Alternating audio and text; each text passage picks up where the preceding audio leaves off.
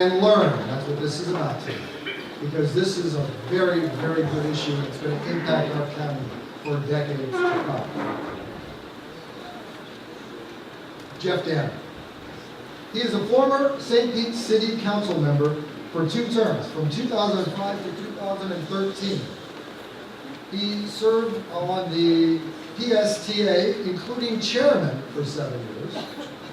Served Pinellas on the MPO, which is the Metropolitan Planning Organization.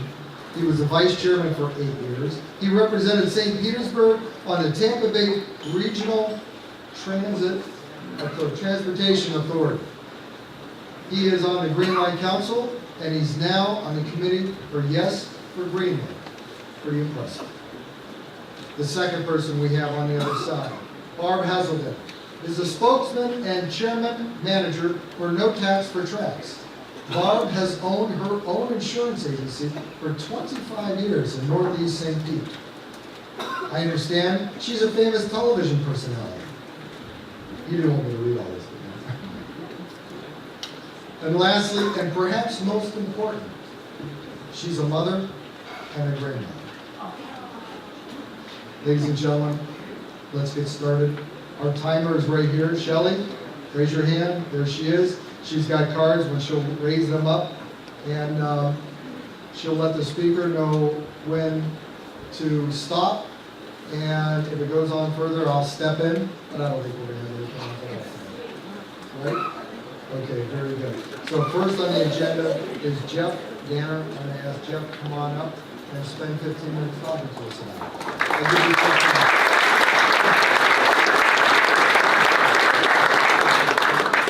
First, I want to thank everyone for the opportunity to come to you and talk to you.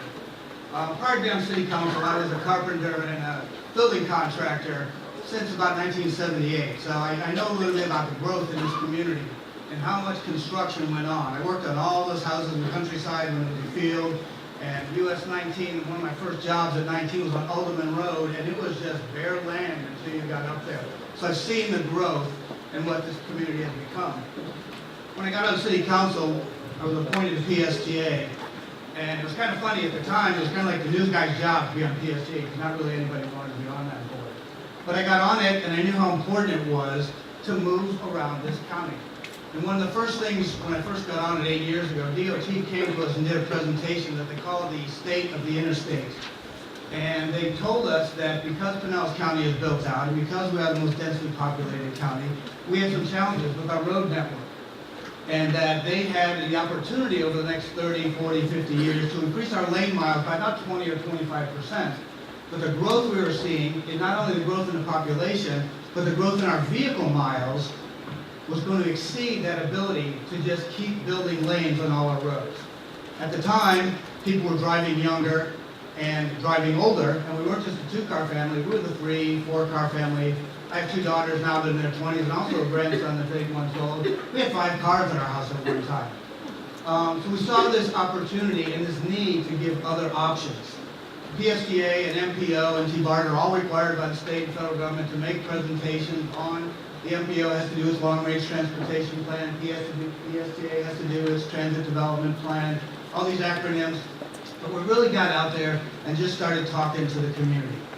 And we realized again, with this sort of warning that DOT gave us, that at some point we are going to reach a gridlock and not be able to continue to just keep paving lane after lane after lane. I'm sure a lot of people had to get on US 19 to get here today. When I came down here, my grandparents retired down here in the 60s, and they lived in Clearwater right near Gulf Bay in 60, and we would drive to St. Petersburg, and they said, you know, someday we understand they're going to build a monorail down here like in Disney World. That was in 1969, we were having that conversation. We're still having that conversation. But the difference now is you've seen US 19. It's $40 million a mile to build US 19 the way it is. It's been under construction for years. And when it's finished, and I'm not even sure what finished means, it'll be congested again. And this community has to ask itself, what do we do next then? Will we start building Belcher to look like US 19? Ulmerton is already 8 lanes in some places. We just really have to get out and do that. I had a lot of PowerPoints, and Brad Miller and some of the PST board members are here, but I decided instead of showing a lot of maps and graphs and things that I'm impressed with, I'm kind of a nerd that way and get into this stuff, really what we want to do is just have a community conversation. 96% of the property in Pinellas County that is developable is developed. And one of the things, even before I was on council, I sat on a citizen advisory committee for the NPO. And they were seeing that, again, that horizon coming. What are we going to do when we're built out? We had speakers from other communities. You really have two choices. You just stop construction and people stop moving here, and you start losing population. I'm from Cleveland, so I know what it's like to lose population. Cleveland lost 50% of its population between 1950 and 1980, and that's when I moved out in 1980. But you have to have that question, is the only other option then is to redevelop. And how do we want to redevelop this community? And that's the questions we started asking. We didn't want to bulldoze our single-family neighborhoods and build condos. We didn't want to overcrowd, overpopulate our community. But there were opportunities in the land use and transportation that we could build a better community. If anybody's seen the change in St. Petersburg in the last 15 years, it's been pretty dramatic. And a lot of that is simple things of wider sidewalks and being able to walk, planting trees so they're shady, building 97 miles of bike lanes so that you have another opportunity to just move around your community. Prior to being on the city council, I served 8 years on the planning commission. We rewrote every single land code in the city. We rezoned every single property in the city of St. Petersburg just to address those kind of things of what we wanted our community to look like in the future. We wanted opportunities. We wanted to build the community, rebuild the community that we wanted, to protect the neighborhoods we want, to address sort of the underdeveloped and overcrowded corridors that we have on US 19, some of the 4th Street, things like that. But we also wanted our development community to have an easy way to build and do what they wanted without us being in the way. That if they wanted to build something that was someplace in the city that was appropriate, they wouldn't have to get zoning changes and variances and go through a lot of bureaucracy. So we did that, and you see the results of that. You have opportunities now for mixed-use development, for apartments. One of the great things we have in our community that we can have in other communities is that sort of lifespan housing. That you don't have to live in an affordable apartment when you're young and then uproot and move into a single-family suburban house when you have a family, then move out into a retirement community as you get older, and then into assisted living facility. When you mix all those things around, you can stay in that community your entire life. Your kids can live near your grandparents. Whatever needs you have for housing, they're all in that same community. And those are the kind of things that we looked at and wanted to build into our community. Along with that is transportation. And some of those statistics I told earlier have changed. When I turned 16, I got my driver's license the day I turned 16. I had a 68 Camaro sitting in a lot for 6 months waiting for that day so that I could get out and drive. My daughters weren't that interested. They walked around, they rode their bike, they took the trolleys downtown to Baywalk and to USF to go to the Marine Quest and things like that. The age 18 to 24, driver's licenses are down 24%. Kids are not driving that much. They're not driving young. Maybe because they can't afford it, maybe because of gas prices, maybe because some of our areas do provide opportunities for them not to do that. On the other end of the spectrum, our older population. We're living 10 years beyond our ability to drive. I had a very difficult time as a young person. My grandfather had a lot to do with why I vote and why I got involved in politics, and had a big influence on my life. And I had to go there one day and tell him I needed to borrow his car. But I knew I was lying, and I was taking the car away and giving it to my uncle, who was his son, to sell it, because he couldn't drive anymore and was too strong-willed to do it on his own. And shortly after that, we had to sell the house and move him into an apartment with my grandmother, where they could walk to the grocery store, be near the bus line, and get on because they couldn't maintain their house. Those are the kind of things that we need to address in our community as we move forward. A recent study on the Area Office of Aging asked a group of residents, those of us that are over 40, over 50, and over 60, what are you going to do when you're unable to drive anymore? 96% of the respondents said, I don't know. And the second answer was get a bicycle, which is kind of scary too. But we have to answer those questions. And that's really what the Greenlight Plan is about. It's really looking at opportunities for options. We don't want to take away anyone's car. We don't want to force anyone to live in a community they don't want to live in. We don't want to force anyone to take a train or a bus. What we want is to give people opportunities in both housing and transportation that currently we don't have. We're trying to recruit businesses down here all the time. One of the challenges we have is our road network. In the Tampa Bay area, 60% of your income goes to housing and transportation. That's second only to LA. So imagine you as an employer wanting to come here. One, your employees are going to have to spend 60% of the salary you give them just for a roof over their head and a car to get to work. If you look in the paper, a lot of times the classified ad must have own car. They don't want you to depend on the bus. They don't want you to get a ride with someone. It's a requirement for having a job. The other thing is that 60% of your income is going to housing and transportation. That doesn't include food, clothing, medical, things like that. It doesn't leave a lot of money for the things, the goods and services that businesses move here want to provide.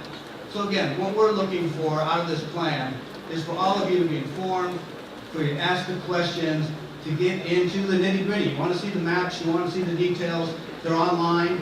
Ask the questions. Brad and PSTA, now the Greenlight Committee, is not having those things. We really just want to change the conversation. We want to hear from people, and we want to continue having this discussion, what we're doing. Some of the things that will come up, again, I was chair of PSTA. I served on it for 8 years along with all the other committees, and that's the 3 or 4 main transportation committees. Every one of those has an executive committee, a finance committee, a legislative committee. We spent a lot of time on this transportation issue. PSTA has come around a lot.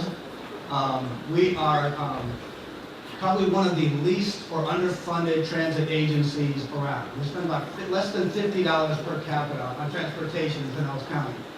Portland, Oregon is about the same size, spends $239 per capita. Cincinnati, that's a third the size of Pinellas County, spends twice what we do on transportation.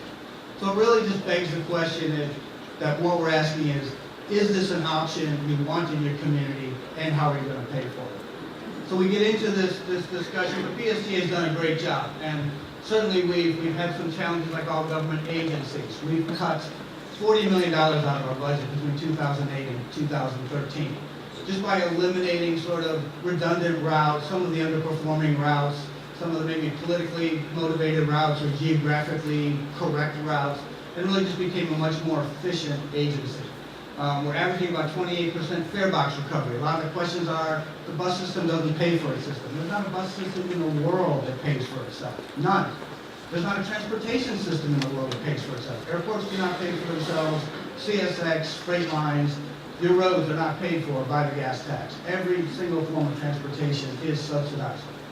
And the 28% we get on fare box recovery is pretty good. The national average is 15%. And that means what we collect from the fare box covers 28%. That's almost double what the rest of the country is. You see a lot of graphs and maps about what looks like inefficient routes. It's really a product of what you have to pay for. We got a $34 million budget to run a transportation system that's moving 14.5 million people a year. But again, our average is 26 riders per hour per route. And again, when you compare that to other agencies in the transit standards, that's above average, and that's a pretty good thing, again, for an agency that's running on a bare bones budget. Again, it's a question for you. What kind of community do you want? Can we invest in that?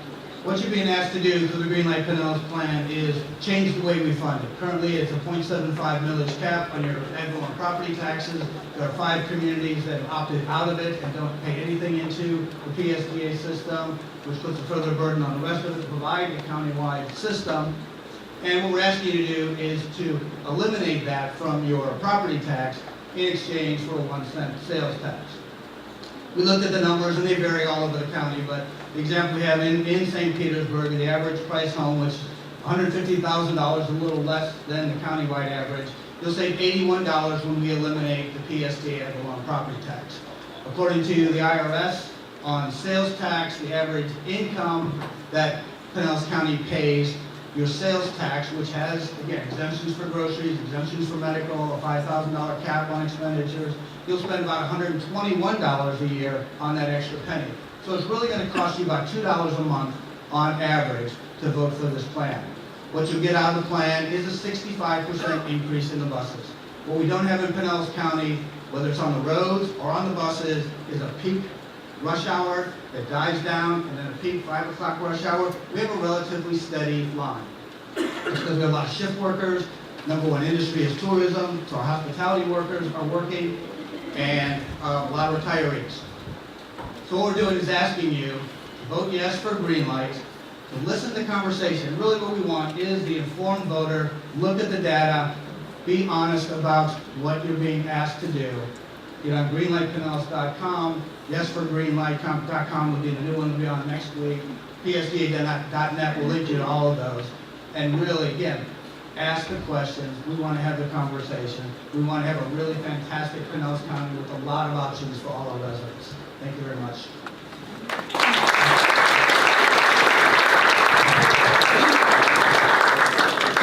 Thank you, Jeff. I appreciate it. A programming note.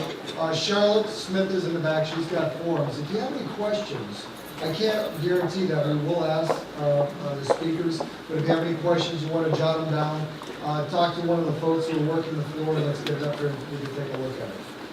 Like I said, time is limited, so we may not have a lot of time to answer all questions. Next, we have NoTaxForTracks, Barb Haselden.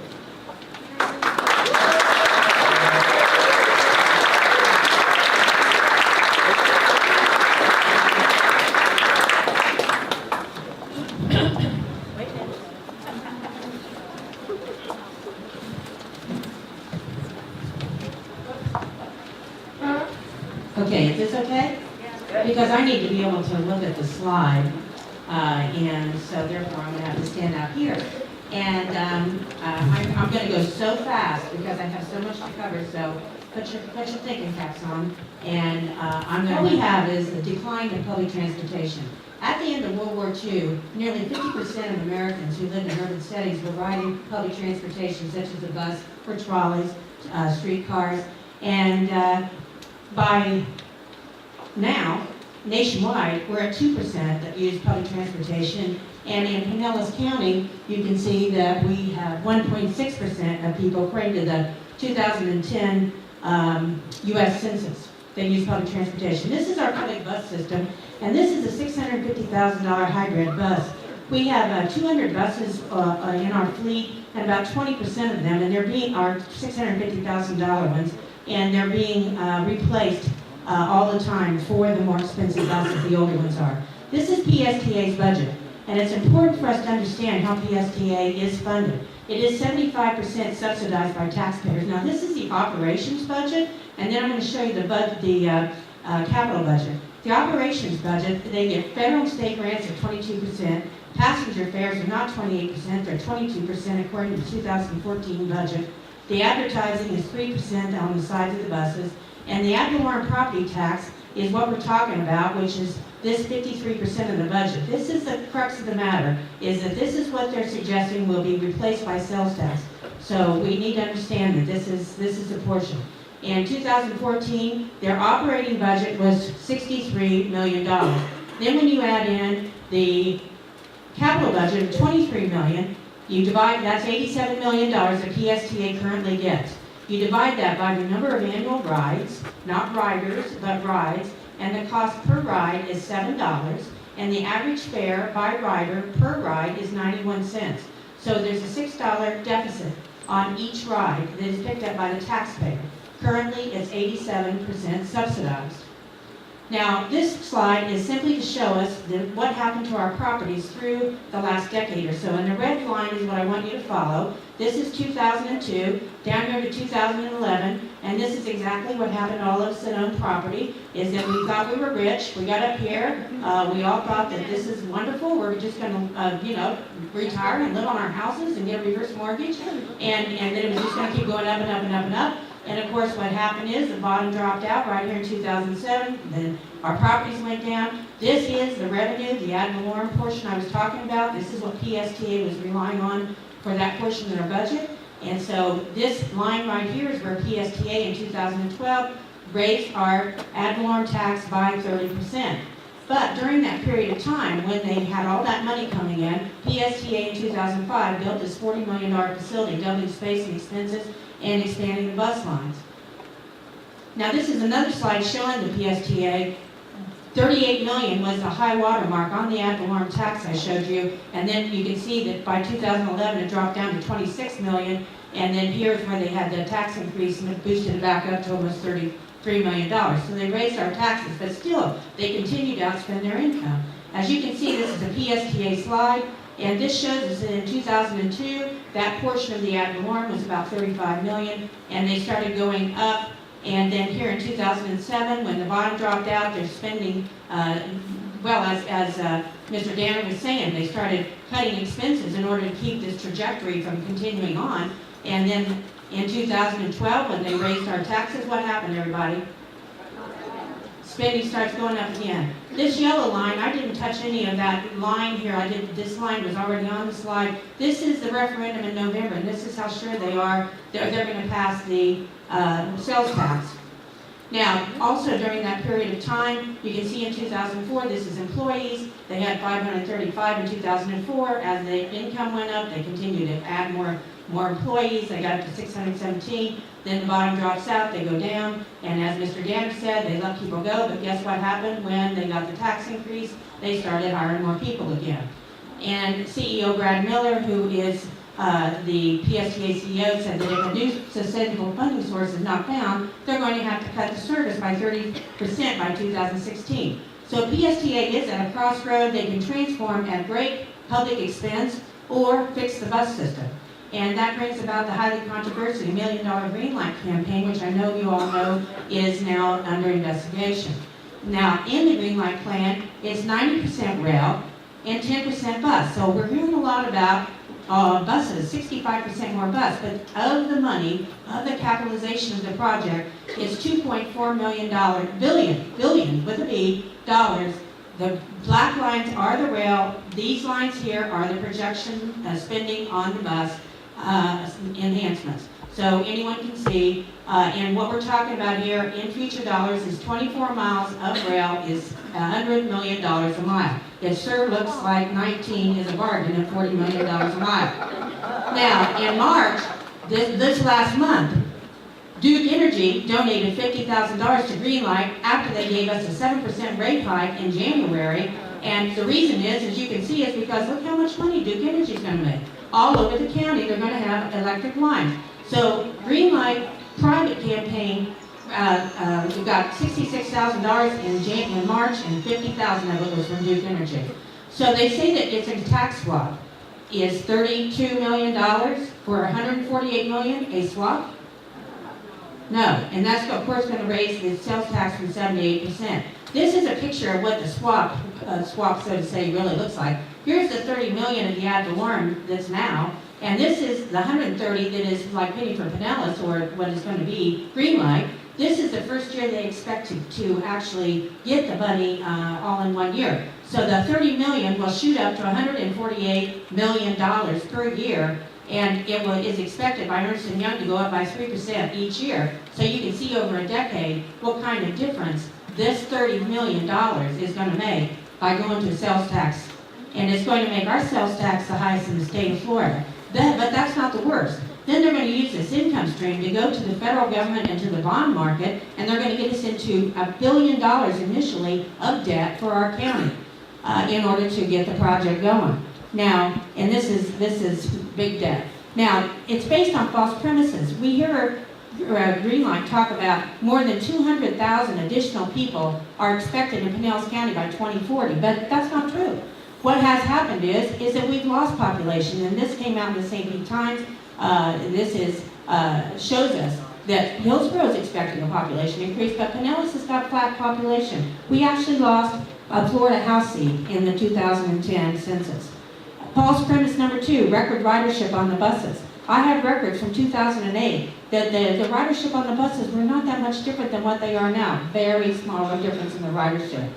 But how does PTSTA count bus riders?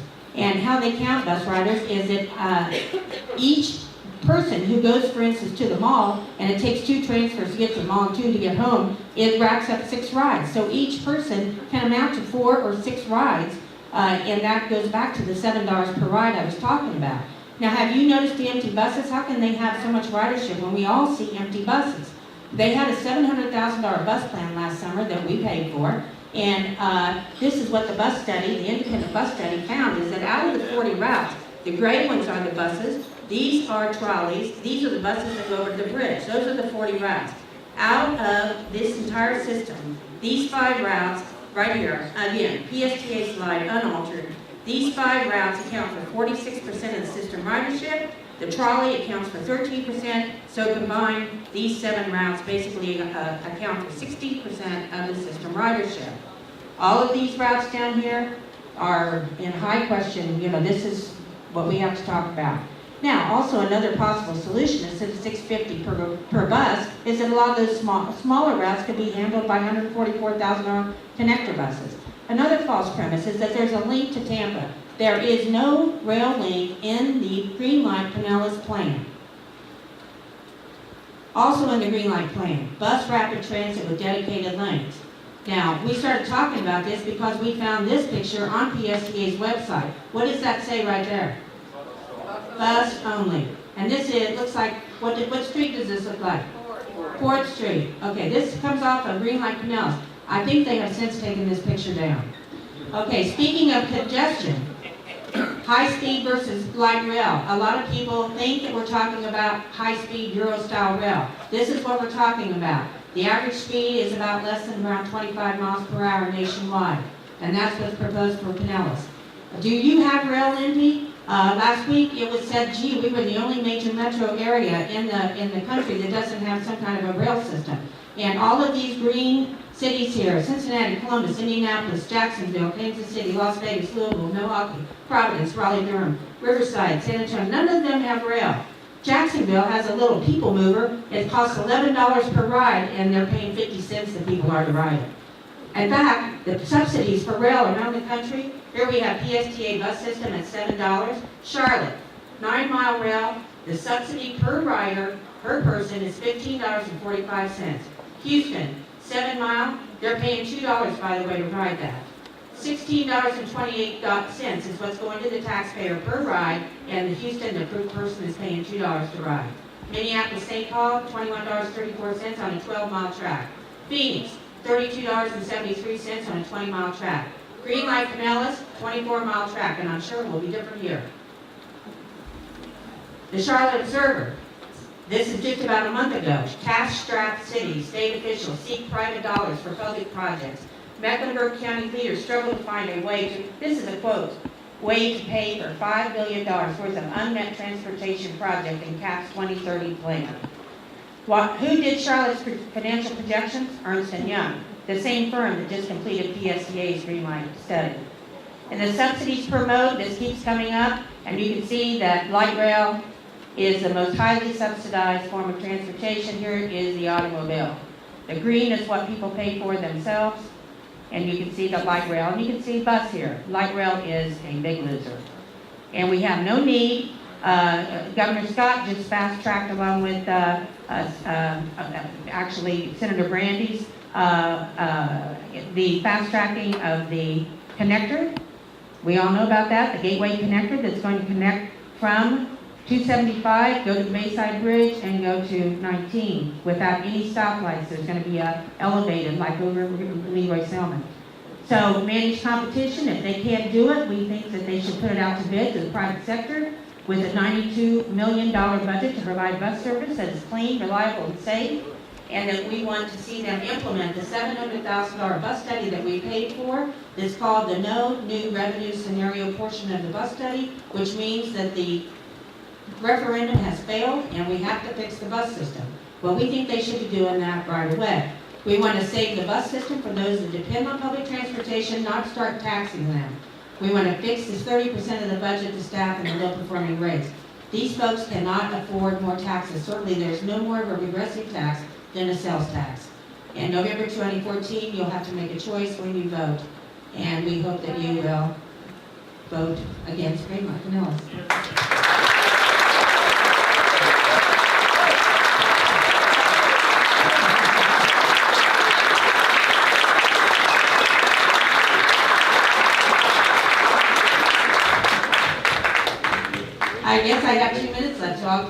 in a couple more things.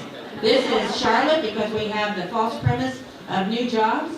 And this is the two major companies that moved into Charlotte last year, which was Schleck Toy Company out of Germany and MetLife Insurance. Here's the Charlotte Rail is right here, and they chose the Loop. How do they get to work in Charlotte? We pulled this out. This is Mecklenburg County in 2013, and it says means of transportation to work, streetcar or trolley, 0. Subway or elevated, 0. Railroad, 0. So, and you know what, so that's it. So I thank you, I can't believe I got that. I talk fast, I'm sorry if I talk too fast. Thank you, Bob. Appreciate it. We had to listen real fast for that presentation, all right? Okay, if anyone has any questions, I've got one question already from Gail Bear. I've got a couple of questions, so we're going to start. I'm going to try to put each speaker on the spot.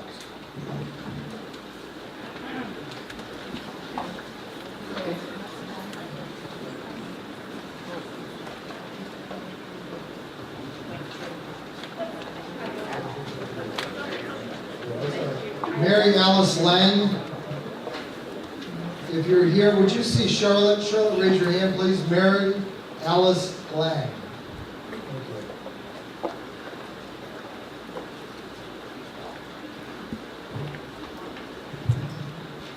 Here's one for Jeff. Backers talk about sustainability as an argument in support of Greenlight Pinellas. But shouldn't financial sustainability be our number one consideration for all public work projects? Put another way, do you think Greenlight in general and the light rail portion in particular are financially sustainable? I do think so. One of the things with the Ernst & Young study, we're the first transit agency that hired them to do the study before we build a plan. Typically when agencies get in trouble, they hire someone to bail them out. And talk about the roads, we just got a $5 million bailout again on US 19 that's over budget and behind schedule. So all transportation projects have these issues. I think the sustainability, when you look at the study, they're projecting, again, when we do this swap, that it'll cost you $2 a month more, the 3% increase in the sales tax. We've got a county of 921,000 people. We got a road network that has to handle 6 million people a year to handle our tourist industry.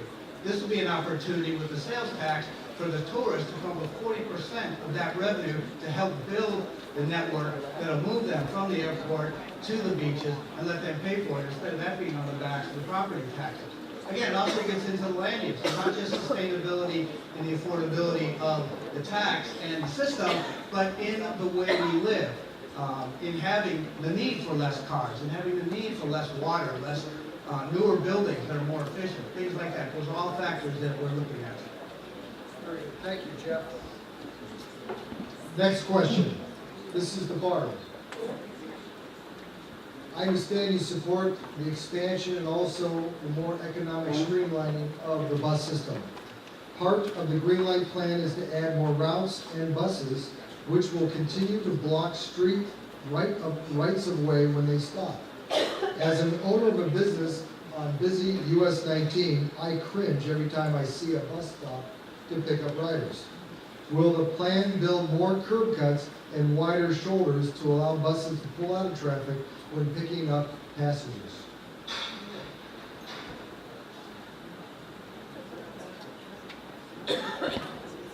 You know, that's a question that I'm not sure that I'm qualified to answer because we're going to have to pass the plan to find out what's in the plan.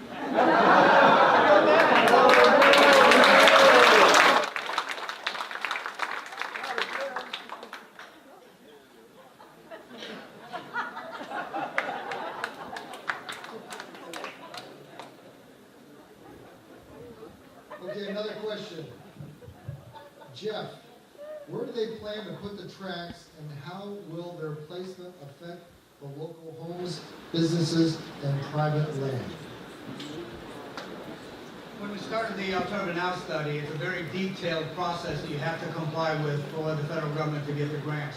And we started off with criteria as to what we wanted to accomplish. Job creation, protection of neighborhoods, and the most efficient way to do it. So the route we ultimately picked up after going through dozens of scenarios, including 4th Street, ML King, 16th, 28th Street, the interstate, the CSX line, 34th Street, was to do it along the interstate to protect the homes, to find those underdeveloped areas, and to keep the cost down as much as possible. The cost of the system assumes we're going to buy every single piece of property needed. We're really hoping that that's not the case. 40% of this is in real estate costs, but if we can work with DOT, get the right-of-way on the interstate right-of-way or down the routes going to the north through Clearwater, Ulmerton, the CSX line, roads that are already owned by either the county or the state, then we'll reduce those costs dramatically. But it was a huge concern to protect our neighborhoods and to keep these routes where they would have the least impact. Thank you, Jeff. Next question is the Barb. Barb, what's your plan to reduce single rider private vehicles on publicly subsidized roads in Pinellas County? And I think this goes to what you said, have we noticed all the empty buses? But we have, I think the question is, we have many single rider private vehicles that only have one occupant. What is your plan to reduce single rider private vehicles?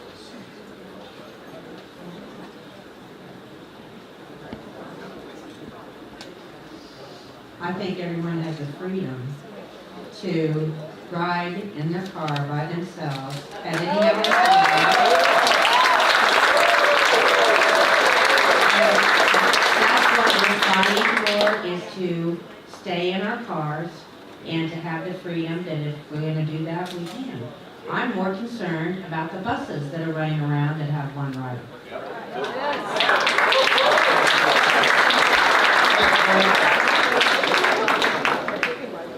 We're going to try.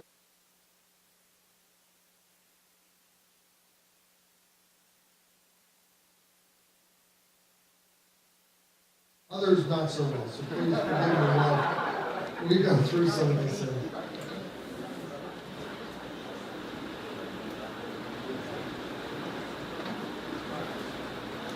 All right, I think this is going to be for Barb.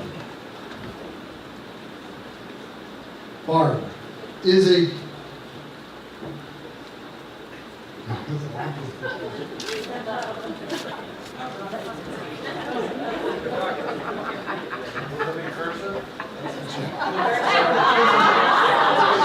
Okay, sorry. This one is for Jeff.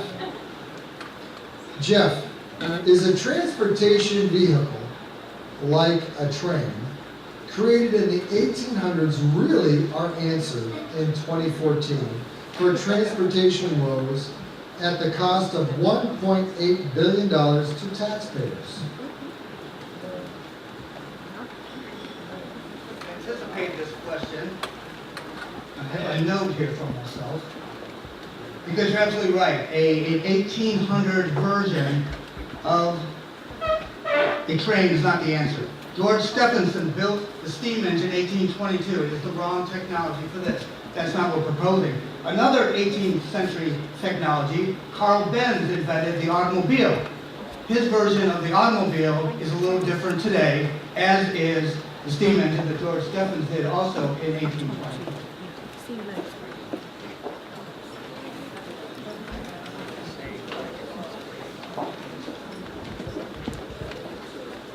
We're trying to balance the questions out.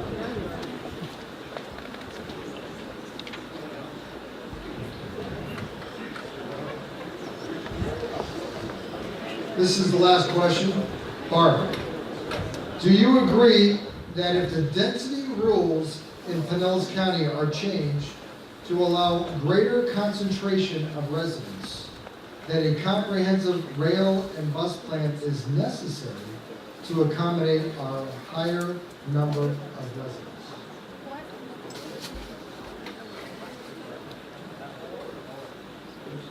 There's a movement around the county to increase the density of the different municipalities, and you need to have your eye on that ball, because this is all a part of the plan to try to increase the densities so that therefore more people come in and it just gets more crowded and then we need to, do something. This is not the answer about what to do. We have, and Highway 19 is almost completed. We have this new connector, gateway connector that's coming in. It's gonna be such a different experience when we have the elevated toll coming off of 275, which is gonna start in 2017, and it is not going to be causing a tax increase for us. So we have also different road projects around the county that are wrapping up, like what we've been living through with East Bay and Belcher, and it's been a snarl. And also over on the Almerton and Roosevelt, then that also has come to completion. So we're at like the pinnacle at this moment of everything starting to come together. When you have a mess, and then all of a sudden it starts to come together. And it only makes sense that when 98% of us drive cars, we should be putting our money into roads. So the roads are really looking good, and I'm delighted about that. Thank you, Barb. Okay, the next part of our section is closing arguments. And Jeff went first, and I'm going to ask Barb to go first. These are 3 minutes each, Ms. Shelley, and we'll do 3 minutes and then 3 minutes.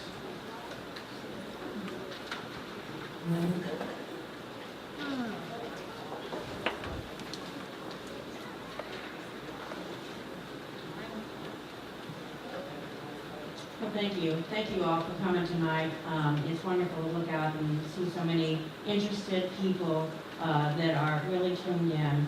And we all are so aware, so much more aware of so many things than we were a few years ago.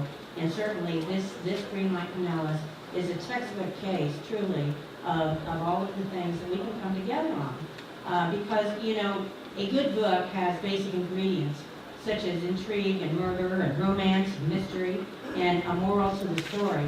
And Greenlight Pinellas for Republicans should also have all the elements. That there's a reason why so many of us are so involved in it, is because it has all the elements that we feel like are what we stand for. And why we want to fight against this, because we want to engage all of you to stand with us, because it is a massive tax hike. Aren't we against massive tax hikes? It will create a sinkhole of local government debt for us and our children to handle. It will create more government dependence, and this time it'll be in the form of public transportation. And at a time, when we want to see people soar and to prosper, you cannot prosper riding public transportation. It will feed crony capitalism. It will bring billions of dollars of federal grants and loans to our county, at the county level, that threaten to redesign our community and have social engineering, as we've been hearing this evening, all about social engineering and planning for our lives. We don't need people to plan our lives for us, nor do our neighbors. We want free markets, and we want to let the markets determine the outcome. I went to the Republican National Platform today, and I read in the preamble that this platform affirms that America has always been a place of grand dreams and even grander realities. And it will be so again if we return government to its proper role, making it smaller. If we restructure government's most important programs to avoid their collapse. If we keep taxation, litigation, and regulation to a minimum. If we celebrate success, entrepreneurship, and innovation. If we lift up the middle class. If we hand over to the next generation a legacy of growth and prosperity. So please join us. Take a yard sign or a bumper sticker. There's all kinds of yard signs stuck out front, and I put them out there along with Betsy and a few other people for you to walk by tonight and just grab one for your yard. We would love to have donations, and we also have bumper stickers and magnetic car signs. It's going to be an interesting year, and I'm so thankful to Michael and the board for allowing us to come tonight. Thank you so much.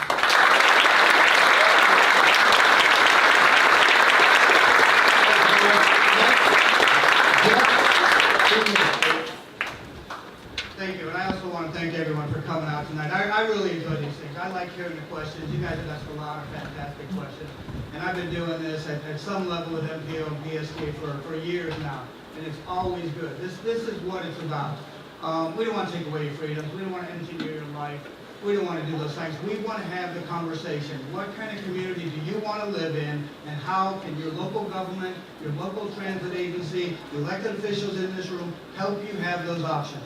What we want for our community is options, so we don't have to have one way to do things, one way to live, one way to transport ourselves around. We want to continue this conversation, and most important thing we want, especially with a group like this that you can understand, we want informed voters. When you go to vote, we want you to know the facts. So get onto psta.net, greenlightpinellas.com, and the new Yes for Greenlight, Yes for Greenlight, that'll be up on Friday. Ask the questions, look at the research, and be an informed voter when you go to vote. That's what we ask for. Thank you.